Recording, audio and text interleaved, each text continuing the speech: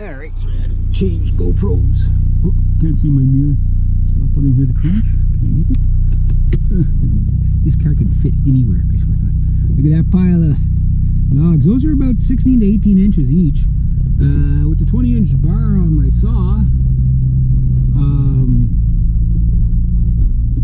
get out of my personal space, Mr. Floydy thing.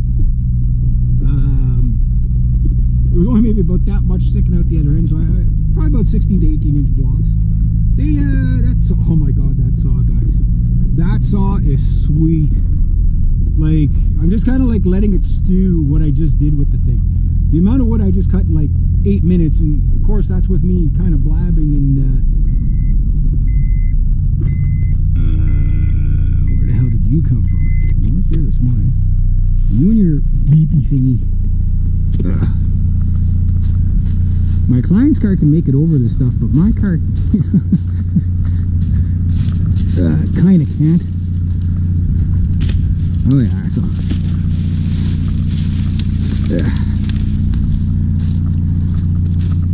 anyway,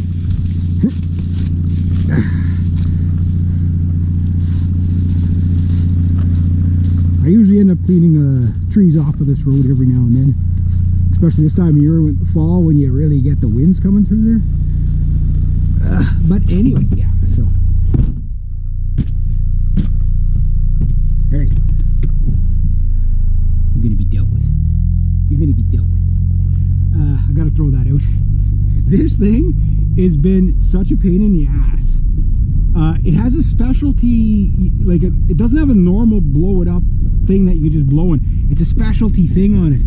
And when my client bought it, we didn't have the right thing to freaking blow it up with. And she's had enough of it. We did get it blown up eventually, but it was just like, yeah. But anyway, yeah, so let me tell you about the saw. Enough dinging. No dinging. We talked about the dinging. We're going here. See, you know when you see it? You know when you see it? Tattletale. Anyway, okay, so my MS400, look at that beautiful MS400 with that fresh wood chips on it. What a great impression of the first impressions of the saw. Again, in like 2 years from now, do I swear by it or swear at it? Okay. Sure she didn't take any tools or nothing with you. I go into one of these guys. I'm not sure which one. It's got something in it. It's got nothing in it. The hell with you. There you go. That thing caused me grief. I should have cut them in half with the chainsaw. Okay, we are going to get to my chainsaws. I'm going to do a tabletop with the chainsaws of my first cutting impressions and all that stuff, because I know you guys like that. Yeah, I like that. So, put that in there. So I'm covering my moose leg. There we go. Yeah, see, I told you guys there was a moose leg in here.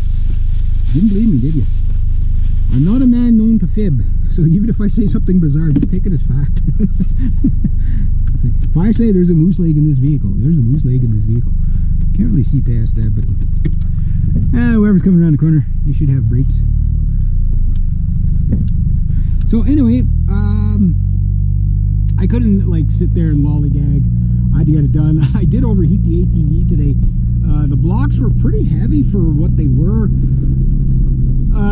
Basically, there's no a huge poplar tree, probably at the base, probably about 2 feet round at the base. And it fell last year, maybe the year before. I kind of forget when it fell. First time I attempted to cut it was oh,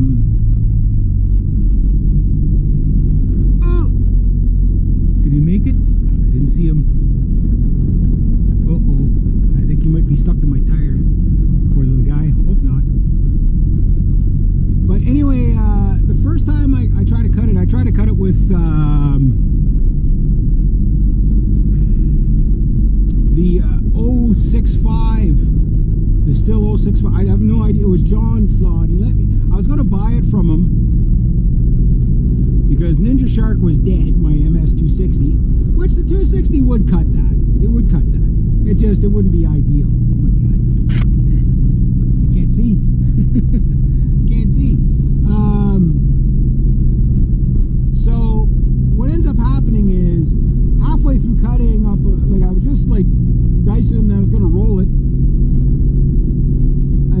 after rolling it, I, you know, zip it like you saw me do with the 400 there. But something started rattling in that chainsaw, and not being my chainsaw, and it was the first time I used it. I mean, it cut well. It was 60 cc's, 59, 60 cc's, whatever that thing is, maybe 65 cc's. Good saw, heavy, very heavy. Like, I don't know if I weighed it or not. I'd have to see if I can find the old video to see if I did weigh it. But it was probably like an 18 to 20 pound saw with a 20-inch bar on it. Pretty heavy. Not this thing. This thing, my God, is it ever nice. Good call on power to weight there for sure. So this thing definitely outcut the, like, it cuts fast enough it can bog itself. Like, it sounds, you say, oh, it's not enough power. No, it's enough power. It's just, you got to kind of, especially a brand new saw, like, I'm not going to, you know, just, you know, grind on it because branches everywhere there. I'm not just going to grind on it because it's a brand new saw. Like, I know there's guys that do that for, like, views and stuff. I don't. Like, I mean, this is a work saw. It's a saw that has to get the jobs done and has to be reliable. That saw, if I play my cards right, I will have that saw till the day I retire or die, whatever. Whatever comes first. I am on the work till you die program, right? Like most people, so the thing is that the first thing I noticed is I got to turn my oiler up a bit. It is oiling. I checked the oil after. I filled it right up and maybe used about a quarter of the tank. But for what I cut, I tend to like a little bit more oil coming out. You know what I mean? Both saws actually. The chains were factory sharp. It's the still factory chain, whatever it comes with. Cut fine, cut straight. Sure, if you sharpen it, it'll be sharper. But a factory chain will always cut straighter than anything else. Oh, speaking of John, I guess he's doing some jobs there. Anyway, it was his saw that I borrowed. That's kind of funny that he's there today. So I basically, in comparison to that saw versus this saw versus my dad's Johnson, which was about 60 cc's or 54 to 60 cc's, whatever that thing is, and comparison to my 50 cc Ninja Shark and comparison to the 372 and the 272s, it doesn't have the torque of the 272, but it seems like it's like the 260 where it wants to rev higher, which means it cuts fast. It just doesn't have as much bottom end torque. But that said, don't kid yourself. That saw's got lots of torque. It's the power's in the mid and in the upper, like a 260.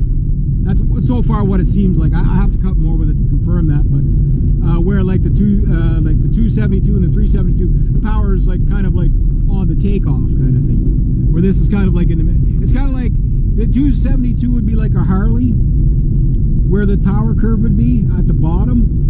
And this would be like a sport bike where it's in the mid-range and the top end, which is really cool. It does seem to blip pretty fast because of that light piston. But the first impression I got of it was like your typical 60 cc cutting power, but it felt like I was using a 50 cc saw. like you don't know what it's like grabbing a saw and walking around with it versus picking it up and putting it into the wood. Like I didn't plunge cut with it yet, so I don't know what that's going to be like. But I think it's definitely more powerful than my 260 for sure. You know, like that extra 17 cc's is noticeable for sure. But I like, to tell you the truth, like I thought about, like, for a mid-size, lower mid-size saw, which would be the 261, I thought maybe that'll be the next saw I get. But guys, I don't even know if I'll need to. Like, jumping from the 160 which the Tree Piranha, we'll talk about him. He was a lot of fun today. What a smooth little saw. That's the other thing I noticed. It's like you get still torque and power, but with Husqvarna smoothness out of these saws. Both of them. Even the little saw was smooth. You know, like mini beasts, like that thing, you know, if you don't wear gloves, your eyeballs rattle out of your head. It revs like crazy. The 162 is like a low revving saw. Like it doesn't seem to be revving like crazy high. I was waiting for it to spool up, and it's like, oh, that's it. But then it has a lot more torque for, like, they put the torque level on the little saw down.